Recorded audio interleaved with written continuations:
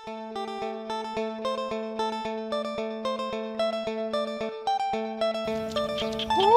กใจเชียวเลยโตเป็นข้าวบนเดือนนี้นะ เก่งสุดเดียว ใจละตกเดือน6มา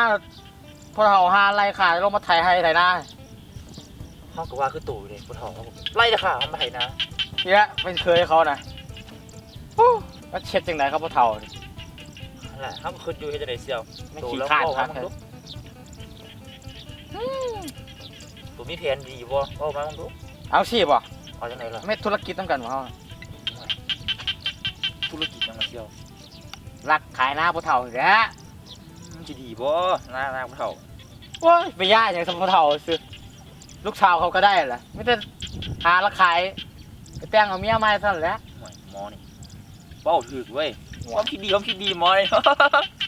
เวลาเขามาสินี่โซนนี่ เฮ้ยตู่ แล้วมันติดกันกับหน้าตัวนี้นะ เอ้าตู่หันมันหน้าเท่าเนี่ยเพราะมันหน้าเขาเนี่ยเซียว โอ้ยไปย่านอย่างนี้มันเป็นหลักขายหน้าพอเท่าไม่ไปย่านยังนี่ไม่ไปย่านยังก็พอเท่าสิอันนี้แหละงามสุดดินตัวนี้ตัวว่างเขาวะ ว่าพี่เซียวแกนตู่ดีหลาย สั่นไปเขาเมื่อซื้อเรากินจีหนังคักๆสลองก่อนไป โอ้ยผักหลายเจ้าไป ไป เอาดิซื้อเลี้ยงตัว2 ปองได้มื้อนี่ ได้ เดี๋ยวเอาเลี้ยงเอาตัว2 ปองมาได้ตัวเลี้ยงกับแก้มหมูแดงนี่ ว้าพอเท่าแล้วพอเท่าเขาไปก้านของเพื่อนนี่ประคอพอเท่าแล้ว ตัวใหญ่บ่ล่ะเจ้าโอ้นี่แหละ2 นิ้วประคองเท่าโอ้พอดี แจกเข็ดพอเท่าคักๆก่อนแม่ไปก้านมาแล้วเข็ดจะกินเอาปักนั่นก็ว่าดำคุณแหละนั่นนะ อยู่ไส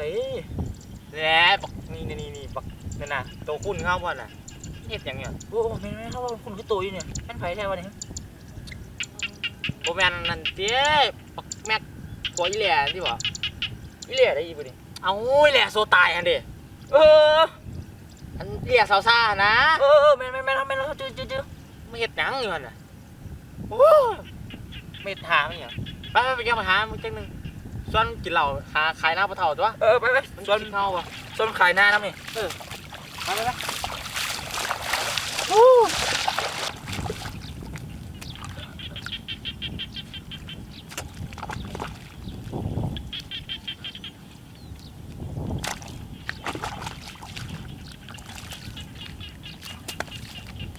ว่ายจานไม่จังอยู่นี่ละวันนี้นะ ปลาข้างหน้านี่แหละ ว่ายมาดูของมันแท้ โอ้ยจังได๋จานอยู่ได้ปลาข้างหน้าคนเดียวเมียผมส่งเขาส่งน้ำบ่ โอ้ยเอาเรื่องเมียนะว่ายก็มาเป็นลายแท้ แต่ละมือไปไล่สดอันเฮ็ดรวยแม่อยู่แก่เลยผู้นี่ โอ้ยป้าหาป้าเมียไว้ทำไมวันนี้นะ นั่นก็มาผู้ดีเราจะปรึกษาผู้ดี ตายเนาะไป มา เนาะ ศึกษาก็มากลุ่มมาดันคัก เอ้ยเจ้าเสียงหน้าเลย โอ้ถึงน่าจะบ่น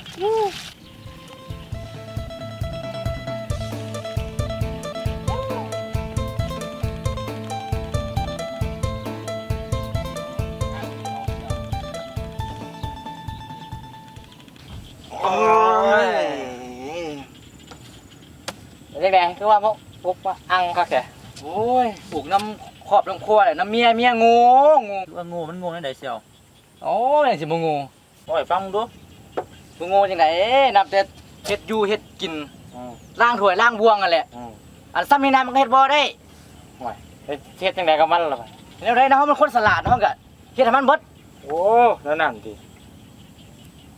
เฮานี่ก็อู้ยอมรับว่าเมียงู จังไดต่ออีกว่ามันมีหยังอีกว่า แล้วก็เรื่องที่สอง เออ รถลาก็มีมันก็ขับไปบ่เป็นตลอดตลาดนั่นน่ะ เออ เฮาคนสลาดนี่นะเฮาก็พามันไป ซื้ออยู่ซื้อกินแต่ละมื้อน่ะ มันโง่คักกับเมีย งู ตัว ขับได้เมียตัวนี้งู โง่อีหลี กูก็ยังยอม จังไดอีกว่ามีอีกอยู่ว่าบัดนี้ มันเราเรื่องเมียงู ยังเลยอย่างที่สาม เออ กับเรื่องเงินเดือนนี่กูนี่แหละ อืม มันก็ฮู้เนาะสิ้นเดือนที่30มันก็ออกก็เบิ่งเงินเดือน อันนี้แหละโซ่ออกก็อยู่เงินเดือนออกแล้ววะเงินเดือนออกแล้ววะอันกูละรำคาญกูก็เอาบูเอาบัตรอยังไงแหละกูก็ให้อันเบิดกูก็เด้ เออ เฮามันคนสลาดเนาะ แม่แล้วเชียว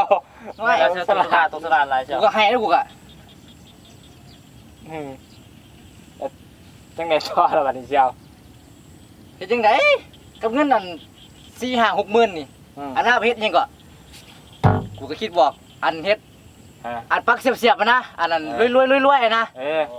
กูเลยโอ้ยเปียกคำว่าปักกันเสียบมือแล้วให้มันตายนะกูอยากให้มันตายซะแหละกูเบื่อเมียโง่กูรำคาญ โง่อยู่เอาจ้ะ